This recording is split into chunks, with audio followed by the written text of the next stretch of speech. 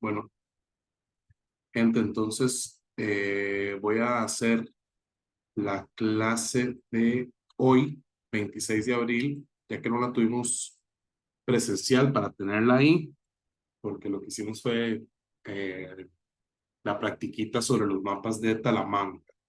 Y voy a tratar de hacer esto muy rápido y sobre todo como sistemático, ¿ok? Entonces, la clase es sobre, no solo es sobre alimentos, en realidad ustedes van a ver en el entorno que hay unos videos cortos sobre otras actividades productivas, sobre todo sobre pesca, sobre explotación o extracción de madera, ¿ok?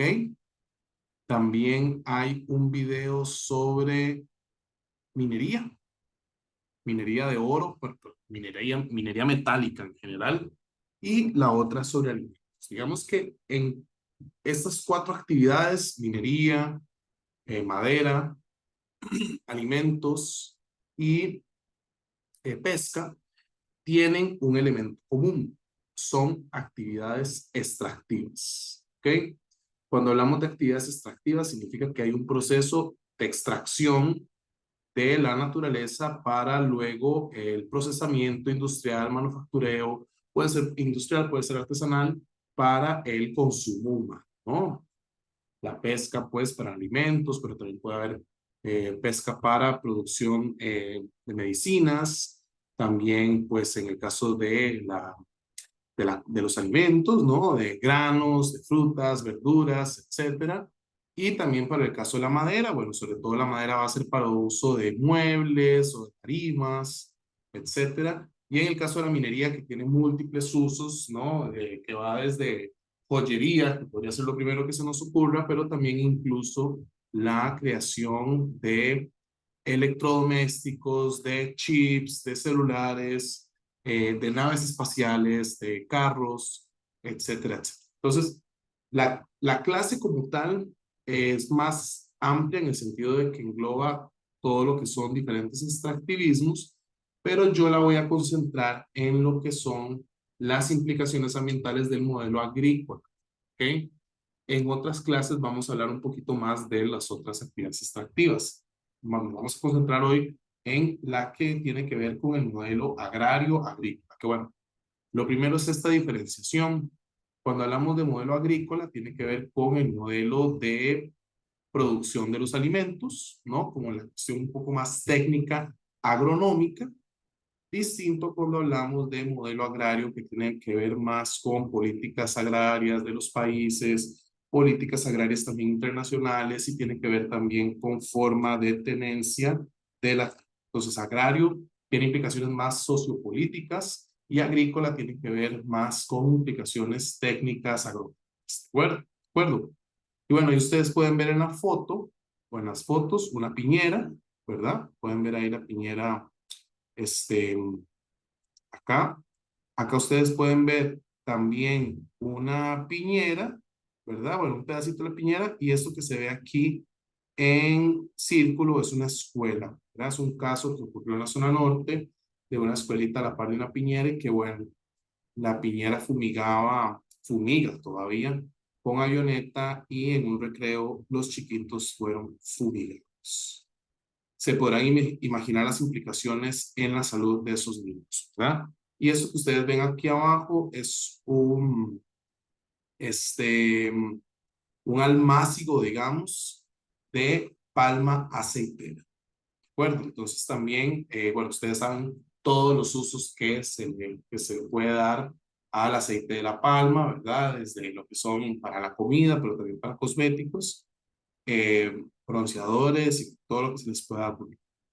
El texto que usamos como referencia es de el libro El desafío ambiental de Carlos Walter Porto Gonçalves, que es un geógrafo brasileño de la Universidad Federal Fluminense de Brasil, que bueno, es de los grandes expertos en geografía ambiental, ¿verdad? Es increíble. En el 2019, Milton ganó, Carlos Walter ganó el premio Milton Santos, que es el premio que se otorga a geógrafos destacados en el Encuentro de Geografías de América Latina, que fue, bueno, fue en Quito, Ecuador, y yo estuve ahí. de bombeta y tuve la oportunidad de conocer a Carlos. La verdad es que siempre lo había leído, siempre lo he usado en el curso ambiental y fue un gran honor conocer a este señor que tiene pues este bagaje de geografía ambiental también mucho desde una cuestión territorial y desde la geopolítica también. Eso es como lo que le da una parte política. Y bueno, entonces empecemos hablando de una comida bastante tradicional, es el casado. Y en este caso, en la foto podemos ver un casado con pollo, pollito en salsa, con una ensalada. La ensalada tiene repollo, tiene pepino, también tiene el casado platanitos maduros, tiene arroz y frijoles, obviamente, y tiene el pollito con salsa, con todo lo que ustedes se pueden imaginar en esa salsa deliciosa. Yo imagino que es una salsa caribeña, porque me gusta mucho. Ahora, ¿ustedes alguna vez se han puesto a pensar de dónde viene cada parte del casado? ¿De dónde viene todo lo que comemos? Y podemos imaginarnos el paisaje de esos lugares de donde viene el casado, por ejemplo, un frijolar, ¿cierto? Podemos pensar un arrozal, podemos pensar una pollera o un platanar, ¿no? Donde vienen los frijoles, el arroz, los pollitos y el plátano. Y podemos imaginar también un campo con repollo y con pepinos, ¿verdad? En el caso de la agricultura, digamos, de la ensalada y tal. Pero también podríamos pensar en los lugares geográficos de estos espacios de producción. ¿De dónde vienen estos frijoles? ¿De dónde viene este arroz? ¿De dónde vienen estos pollitos? ¿Y de dónde viene este plátano? ¿Por qué esto? Bueno, resulta ser que cuando hablamos de geografía agraria y de modelo agrícola y modelo agrario también, es importante que nos preguntemos si la producción de los alimentos es una producción interna, es decir, propia, producción nacional, o si es una producción de importación, es decir, si el país tiene que importar lo que se come. Y la pregunta es, ¿Costa Rica importa sus alimentos o produce sus alimentos? ¿Qué piensan? Ustedes saben que Costa Rica es un país agroexportador, significa que es un país que siembra para exportar. Lamentablemente, mucho de lo que exporta no es lo que nos comemos, no es arroz y frijoles. Lo que exportamos es lo que se conoce como postres o como productos no tradicionales. ¿Okay? Hablamos del azúcar, hablamos de la piña, hablamos de la palma aceitera, hablamos del melón, hablamos principalmente de esos productos, ¿cierto? Y lo que conocemos como los granos básicos, que es la base alimentaria de nuestro país, realmente no está a cargo de la producción nacional. Si hay productores de arroz nacionales, por supuesto, si hay productores de frijoles nacionales, por supuesto, pero la cantidad de producción no alcanzaría para alimentar a toda la población de Costa Rica. Entonces, Costa Rica importa lo que se come. Aquí entran dos conceptos en discusión. Uno es el de la seguridad alimentaria y el otro es el de la soberanía alimentaria. Suenan muy parecidos, pero tienen una diferencia bastante grande. ¿Cuál es la diferencia? Bueno, resulta ser que la seguridad alimentaria tiene que ver con que un país busca garantizar, alimentar, digamos, o sí, la alimentación de su pueblo a toda costa y cueste lo que cueste también. ¿Ok? En ese sentido, podríamos decir que la seguridad alimentaria no necesariamente pone en debate o en discusión si los alimentos para poder alimentar a su pueblo vienen de fuera. Es decir, es hasta bastante posible. Y tampoco cuestiona si los alimentos para alimentar a su población se producen bajo lógicas de monocultivo y agroindustria con paquetes de plaguicidas gigantescos y con relaciones laborales súper explotadoras y etcétera, etcétera. Entonces, hay una propuesta de concepto que contradice a la seguridad alimentaria, que por cierto no les dije, la seguridad alimentaria es un concepto que viene de la FAO desde los 70 más o menos, y el concepto que le hace una crítica es el de la soberanía alimentaria. La soberanía alimentaria, distinto a alimentamos a nuestro pueblo a toda costa, sí cuestiona un poco ese a toda costa y trata de pensar muy bien en las lógicas de producción, en las relaciones sociales de esa producción de alimentos, ¿ok? Y también en el valor nutricional de esa producción. Entonces, en ese sentido, la soberanía alimentaria está pensando muchísimo más en la gente, está muchísimo más pensando en el ambiente y está muchísimo más pensando en los productores de distintas escalas, ¿ok?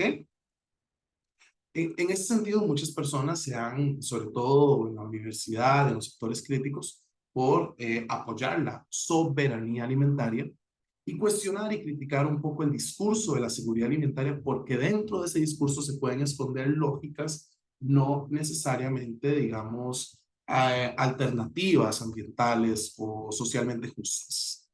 Eso es importantísimo, digamos, como primer arranque para lo que es la clase de hoy. Entonces, bueno, si lo pensamos en paisajes, este de arriba es el paisaje de la soberanía alimentaria y este paisaje es el paisaje de la seguridad. No necesariamente es que el de abajo solo es seguridad, es decir, la seguridad contempla los dos. La soberanía solo contempla el de arriba. Esa es la gran diferencia, ¿ok? Porque la seguridad sí contempla el de arriba, pero también contempla el de abajo. La soberanía dice que el de abajo no. ¿Qué es el de abajo? Bueno, el paisaje de abajo es agroindustria. ¿Cuáles son las implicaciones sociales? ¿Cuáles son las implicaciones ambientales de la agroindustria? Contaminación de suelos, contaminación de mantos acuíferos, pésimas condiciones laborales, afectación en la salud de las personas trabajadoras, afectación en la salud de las personas que viven cerca, eh, destrucción de ecosistemas y por tanto extinción de especies, bueno, emisión de gases de efecto invernadero. Podríamos pensar en una gran lista. Ahora, ¿cuáles son las implicaciones sociales y ambientales de la parcelita de arriba? Yo veo más bien ahí un gran ecosistema que muy posiblemente produce diversidad genética, que beneficia nutricionalmente a este señor y a su familia y posiblemente a sus vecinos y gente del campo. Y ojo que el señor es vecino de una piñera, ve la piñera que está atrás, ¿verdad? También como las grandes contradicciones del campo. ¿Y por qué estamos hablando de seguridad y soberanía? Hay un documental muy interesante que ustedes lo pueden ver que se llama El Mundo según Monsanto. Monsanto es una gran corporación dueña de gran cantidad de semillas del mundo, el maíz del mundo. Y bueno, ustedes tienen ese documental en YouTube, si lo quieren ver, ahí está El Mundo según Monsanto. Es un poco largo, dura casi 2 horas, pero bueno, ustedes se pueden reunir ahí en compas y lo ven, en pausa, lo siguen viendo. Es buenísimo, la verdad es que se lo recomiendo un montón para entender mucho esta cuestión de la agroindustria principalmente.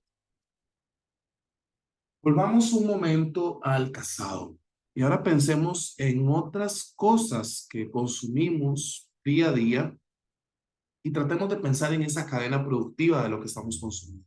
Vean, por ejemplo, en la foto, o en las fotos tenemos la leche, ¿no? Consume gran cantidad de la población, excepto si sos intolerante a la lactosa, pero la gran mayoría de la gente consume leche y derivados de la leche, como el queso, los helados, la natilla, eh, la queso crema, etc.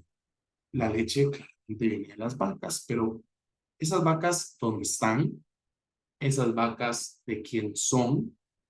Esas vacas, ¿cómo es que se mantienen produciendo leche? ¿En qué contexto? Si están estabuladas, si están pastando, si están en grandes pastizales, si están siendo ordeñadas a mano, si están siendo ordeñadas por pequeñas familias, si están siendo ordeñadas por máquinas, si son de la dos pinos, si son del pequeño productor. Pero también pensemos, por ejemplo, si son del pequeño productor, quién vende esa leche, quién la compra, si es que la compra directamente a alguien del pueblo o la compra la Dos Pinos para producir helado de leite, o si la compra Starbucks para ir a sus restaurantes, cafeterías y vender cappuccino. Y pensemos entonces en toda la cadena productiva. Van a haber cadenas productivas más cortas, que puede ser del productor al consumidor, ¿cierto? Cadenas directas muy, muy pequeñas. Definitivamente cadenas que ambientalmente son más sostenibles. Y pensemos también en cadenas largas de producción, donde van a estar un primer comprador, un intermediario, toda una cuestión que tiene que ver con logística y transportes, con almacenaje, con venta en supermercados y finalmente con el consumidor. ¿Ok? Entonces pensemos también en todas esas grandes cadenas productivas y la pregunta aquí es, en la tierra de esas cadenas, de tierra que se necesita, por ejemplo, para producir. ¿Quién es el dueño de ese arroz? ¿Dónde se produce ese arroz? Agua, cuántos químicos, quiénes son los principales vendedores de arroz, quiénes son los principales países compradores de arroz, etcétera, etcétera. ¿Cómo se produce el arroz? ¿Cómo se hila el arroz? ¿Okay? ¿Cuáles son los grandes espacios industriales para la producción de arroz? ¿De acuerdo? Y pensémoslo así para todo, pensémoslo para el pollo, por ejemplo. El pollito frito. Entonces, para el pollito frito necesitamos unas polleras y las polleras, los pollitos se tienen que alimentar, entonces necesitamos el famosísimo, ¿verdad? El alimento de pollos, ¿verdad? El concentrado. Y bueno, resulta ser que para producir ese concentrado se necesita soya y resulta ser que para producir soya se necesitan grandes cantidades de tierra con soya. ¿Dónde está esa tierra con soya? ¿Quiénes son los dueños de esa tierra con soya? ¿Quién compra esa soya para hacer la mezcolanza del alimento para los pollos? ¿Quiénes son los dueños de las polleras? ¿Dónde están esas polleras?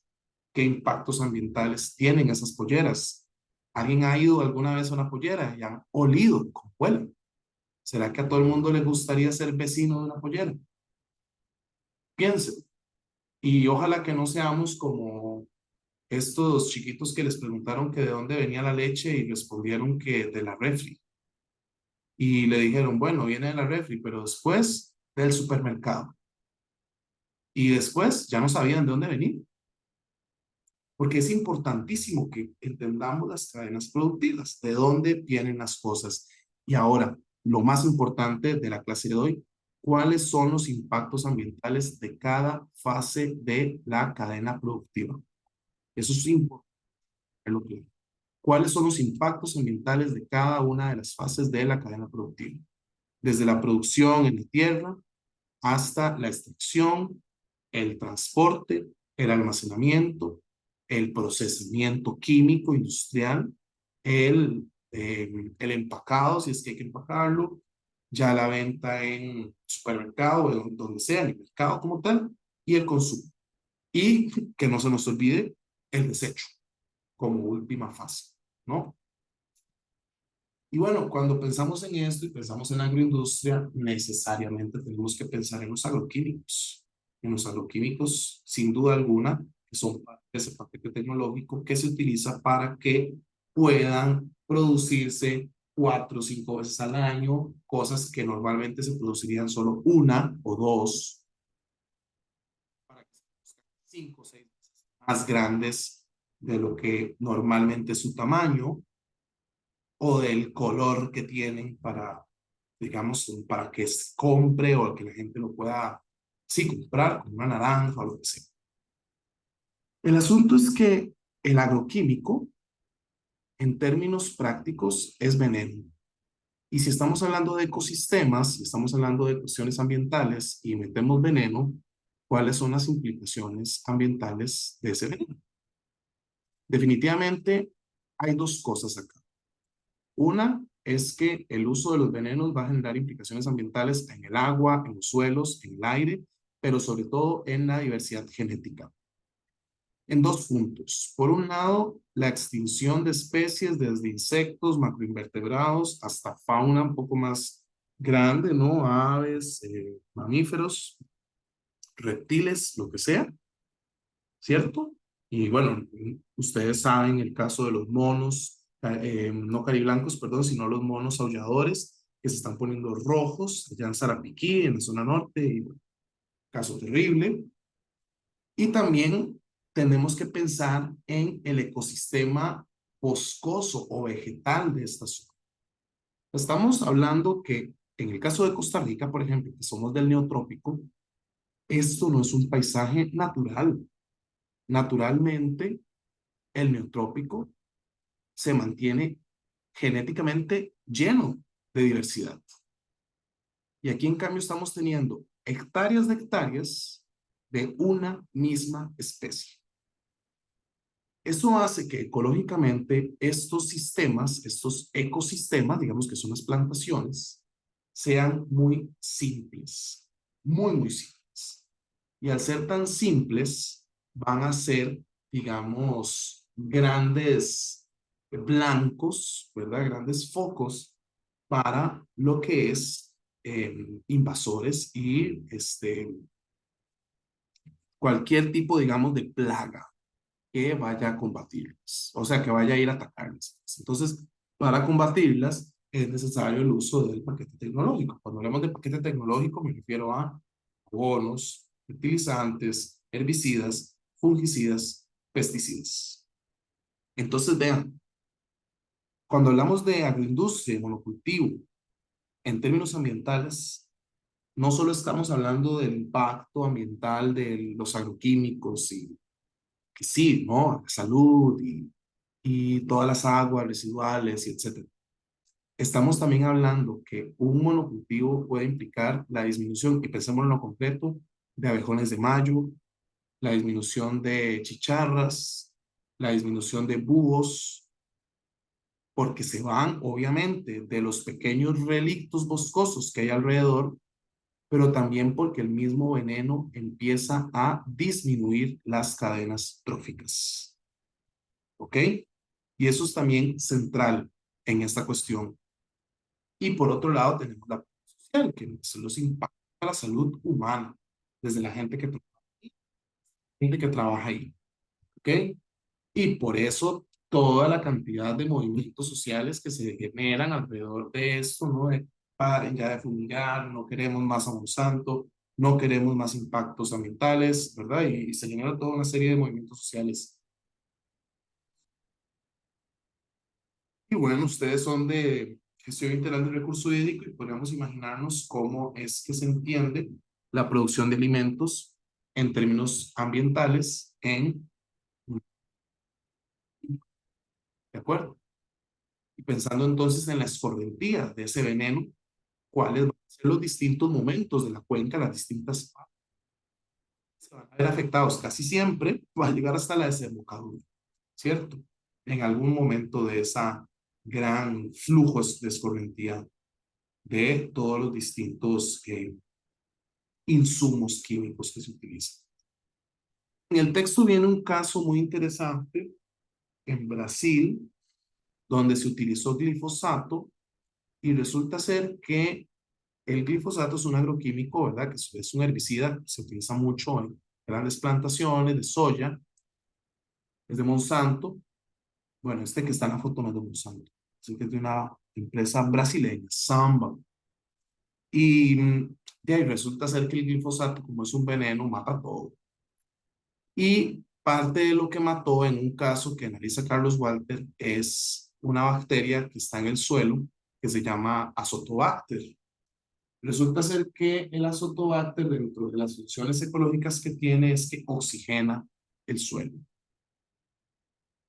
Al eliminarse el Azotobacter, el suelo quedó, digamos, desoxigenado, pero más bien significa que el suelo quedó con problemas de drenaje. Y en la primer lluvia que se dio, toda la plantación de soya quedó inundada.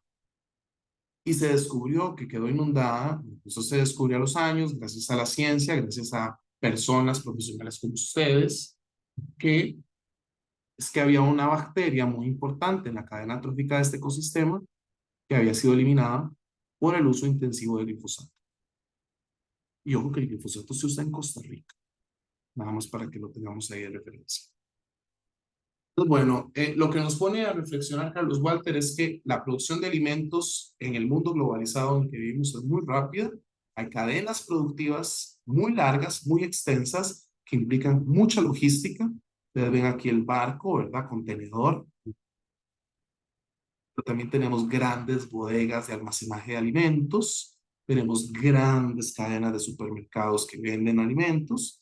Y obviamente tenemos grandes empresas que se dedican a la logística y circulación de alimentos. Y gracias a eso, siendo un poco autocríticos, nos podemos comer un kiwi, nos podemos comer una aceituna, no estoy nada más diciendo como ejemplos, o nos podemos tomar un vino tinto francés, qué sé yo, ¿no? Y bueno, él también nos pone a reflexionar sobre cuáles son los impactos sociales de esta producción de alimentos en algo específico que tiene que ver con la tenencia de la tierra. ¿Por qué? Porque resulta ser que la producción de alimentos implica tierras o tenencia de la tierra. Lo que dice Carlos Walter es que gran cantidad de países destinados a la producción de alimentos son del sur global. Y que no es casualidad que sean del sur global porque es precisamente donde la tierra es más barata. Y que las empresas productoras de alimentos pueden ser capitales nacionales, pero también claramente pueden ser capitales extranjeros, internacionales, que compran tierras muy baratas y por tanto además el costo de producción va a ser mucho menor, ¿verdad? Y da este ejemplo de la soya en Iowa, en Estados Unidos, y en Mato Grosso en el 2001, y evidentemente la mano de obra y la tierra es muchísimo más barata en Mato Grosso que en Iowa, sobre todo la tierra. Vean ustedes ahí la comparación, ¿verdad? Bueno, él propone ahí este texto de la geografía del acaparamiento territorial, ¿verdad? Para ver básicamente los tierras, ¿verdad? Y las tierras acaparadas. Entonces, bueno, también podemos ver ahí ambos, donde hay acaparadores de tierras y tierras acaparadas, ¿verdad? Y ahí Costa Rica ni siquiera sale mencionado. Es la escala tan chiquitita que nada que hacer. Bueno, hay un pequeño texto que nada más voy a pasar como muy rápidamente, demasiado grande para alimentarnos. Lo que quiero nada más que vean es un informe del grupo ETC. El grupo ETC se dedica básicamente a monitorear el impacto de las tecnologías que emergen y estrategias corporativas sobre biodiversidad, sobre agricultura, sobre derechos humanos. Bueno, es un grupo muy interesante de México, Estados Unidos, Francia, Alemania y realizan unos informes buenísimos y el informe que yo les comparto acá se llama Demasiado Grandes para darnos y tiene que ver con estas grandes corporaciones precisamente destinadas a la producción de alimentos. Y ellos parten de una hipótesis y es que es la red campesina mundial, es decir, los distintos pequeños y medianos productores del mundo, los que verdaderamente están alimentando a la población del globo y que estas grandes empresas en realidad lo que se dedican es a monetizar, a acumular capital y no necesariamente alimentar el mundo. Nos recuerdan, ¿verdad? A las personas lectoras de que ya no hablamos solo como de grandes corporaciones, sino además ahora hablamos de las FIA o F&A, que son las fusiones y adquisiciones.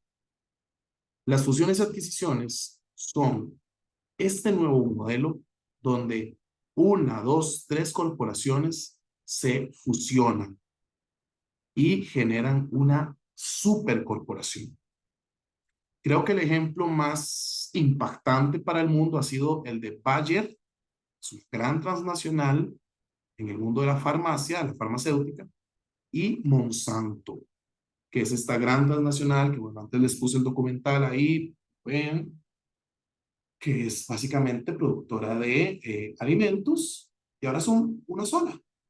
Bayer y Monsanto son una gran transnacional, ¿verdad?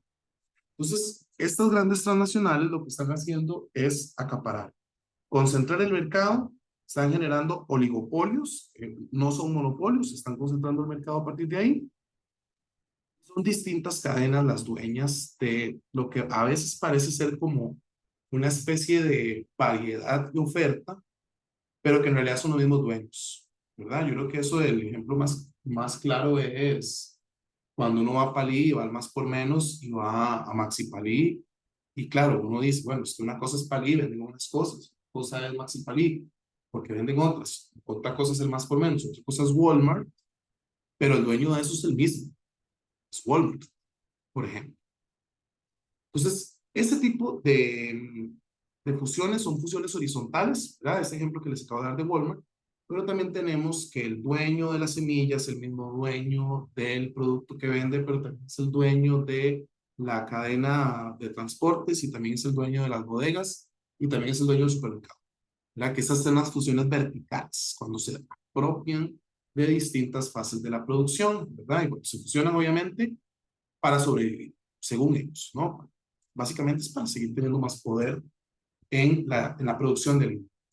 La producción de alimentos se compone de la producción de semillas, la producción de agroquímicos, antes, de genética de ganado, sobre todo, ¿no? Pollitos, vacas, chanchos, de productos farmacéuticos para los pollitos, vacas y chanchos, y de maquinaria, ¿verdad? Pero ahí me faltan cosas en esa cadena, me faltan bodegas, me faltan supermercados, me falta la logística de transportes, ¿ok? Y nada, tenemos ahí entonces, por ejemplo, en semillas, después de las fusiones, los principales dueños son Bayer Monsanto, por ejemplo, y Dow DuPont, ¿verdad? Nada más como para tenerlos ahí, quienes son los dueños de casi todas las semillas del mundo. En agroquímicos, después de las grandes fusiones, tenemos que los principales dueños son otra vez Bayer Monsanto, pero ahora entra Syngenta ChemChina, que es una gran empresa, ¿verdad? La ChemKine China, que es también dueña de gran cantidad de químicos del mundo, junto con Bayer Monsanto. Y bueno, yo les pongo aquí las semillas y sobre todo la industria de las semillas, perdón, ha experimentado la tasa más rápida de concentración, lo que ha provocado un cambio de paradigma lejos de las tradiciones campesinas de resguardo entre semillas y de las prácticas comunitarias y regionales de mejoramiento de semillas. Entonces, como alertándonos de que estamos viviendo un cambio de paradigma donde empresas como Bayer y Monsanto se están. En fertilizantes tenemos que la más grande es Yara, la de Noruega, ¿verdad? Es la muchísimo más grande. Y en segundo lugar, Agrium Inc. de Canadá, ¿verdad? En genética animal, la más grande es Tyson Foods de Estados Unidos. Y tenemos también la segunda, que es WH Group de Hong Kong. Son las más grandes en producción de genética animal. Bueno, eso es de Tyson Foods, polleras, espantosa. Veterinaria o farmacéutica veterinaria, la más grande es Swedish de Estados Unidos, ¿verdad? Y en segundo lugar, Merck MSD, también de los Estados Unidos. Swedish antes era Pfizer. Interesantísimo eso. En maquinaria agrícola, la más grande es Deere and Company, que es John Deere, ¿verdad? Estos famosos tractores verdes. Y la segunda más grande es CNH Industrial de los Países Bajos. También tenemos los comerciantes de materias agrícolas, que es un negociazo, ¿no? Que son los encargados de la distribución y la logística. La más grande es Cargill, Cargill que es de Estados Unidos, que aquí en Costa Rica hay oficinas. Tenemos la segunda más grande que es ADM. Tenemos la tercera más grande que es Cofco Group. Y tenemos a Louis Detrius Commodities y a Bunge, Estados Unidos, bueno, de Francia, la primera y la segunda de Estados Unidos como las más grandes de logística.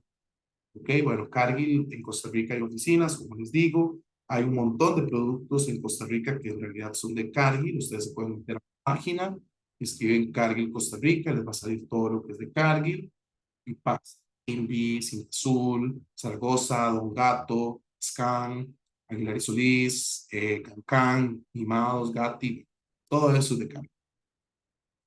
Bebidas, la más grande de las bebidas, pucha, aquí no me sale en la imagen, ¿verdad? Pero son Nestlé y PepsiCo, ¿verdad? Pepsi Corporation y Nestlé son las más grandes dueñas este, de bebidas del mundo, pero también tenemos las Affinbev, que son las dueñas de todas estas que ustedes pueden ver a la izquierda, ¿verdad? Yo aquí realmente no veo como conocidas ninguna cerveza. Y aquí a la derecha, bueno, está la Imperial, vean qué interesante. Ah, Best, esta también la venden por ahí. Y bueno, al final todos son los mismos dueños. Lo mismo, ¿verdad? Con toda esta variedad de cosas que uno cree que es como de distinta gente y al final, por ejemplo, Kool-Aid, Del Monte, todos esos de Kraft, y todos esos de Mondelez International, pero también tiene la línea de Milka, Toblerone, Oreo, Trident, Clorets, Chiclets. Bueno, ustedes tienen ese mapa en la presentación si quieren entretenerse viendo quiénes son los dueños de todo. Al final son 1, 2, 3, 4, 5, 6, 7, 8, 9, 10 empresas, las dueñas de casi que todo. Bueno, en ya cadenas, la más grande es Walmart, sin duda alguna, ¿verdad? Walmart que en Costa Rica se ve así. Uno cree que son diferentes, pero todos son lo mismo, todos Walmart, ¿ok? Junta de todas estas cadenas es la misma que hemos hecho en todo el curso. ¿Cuáles son los impactos ambientales de esto? ¿Qué podemos decir sobre esto? ¿Ok? Entonces, vamos a quedar con esto por acá. Estos son principales consumidores del mundo, nada más para que ustedes tengan una idea. Y terminamos. Eso sería la clase de hoy.